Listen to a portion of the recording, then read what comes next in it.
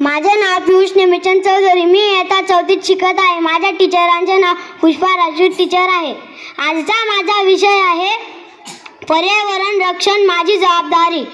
मित्रांनो, आपण एकीकडे जागतिक पर्यावरण दिन साजरा करत आहोत आणि दुसरीकडे मला अंतर्मुख करणाऱ्या 3 घटना आहेत. कोरोनाच्या संकटात आपण 3 महिने घरात राहिलो, त्यानंतर आपण वाचलो. ही बाब पर्यावरणासाठी इच्छापंती ठरली. भारतातल्या प्रदूषित शहरांचे प्रदूषण 0 पातळीवर आले आहे. याला कारण काय? गंगा आज गटार गंगा म्हणून नव्हे तर शुद्ध पाणीने वाहू लागली आहे. दुसरी घटना म्हणजे महाराष्ट्रातल्या भयंकर चक्रीवादळाची. तिसरी घटना म्हणजे केरळमधल्या एका शूरवीर हत्तीनीची. पर्यावरण रक्षण म्हणजे हवा, पाणी, अन्न, पशु, पक्षी, माणूस असे आहे. यांना मिळवून आपले पर्यावरण होत असते. पर्यावरणाचे संतुलन हे आपल्या वातावरणात व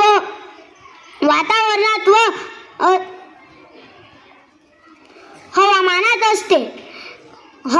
असते. एक भयंकर स्वप्न आपल्याला दररोज पडत असते, ते म्हणजेच पर्यावरण संपण्याचे. हे खरं होऊ नये म्हणून आपण पर्यावरणाची काळजी घेऊ शकतो. वसुंधरेच्या शालूला रंग हिरवा ठेवूया, वसुंधरेच्या शालूला रंग हिरवा ठेवूया. बहरलेल्या सृष्टीचा रंगात गाऊया, बहरलेल्या सृष्टीचा रंगात नाहूया. सूर्य उगवतो तेव्हा फक्त दिवस सुरू होतो, सूर्य उगवतो तेव्हा फक्त दिवस सुरू होतो. आणि एक झाड उगवते तेव्हा आपले चांगले दिवस सुरू होते, आणि एक झाड उगवले तेव्हा आपले चांगले दिवस सुरू होते. एक माणूस 100 या युक्तीवर माझा विश्वास आहे.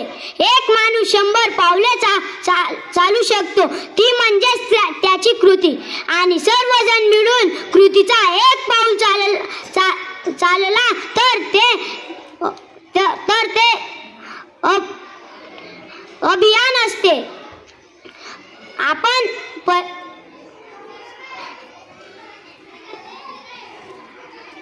आपण प्रदूषण करणारी कोणतीही कृती करायची नाही आणि दुसऱ्याला पण करू द्यायची नाही, असा विचार माझ्या मनात येतो की प्रदूषण झाले तर झाडे कसे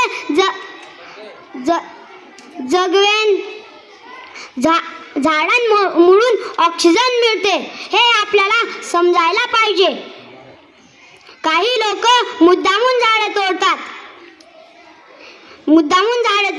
या निश्चयाला माझा खरंच विश्वास आहे. इतके बोलून जय हिंद, जय महाराष्ट्र.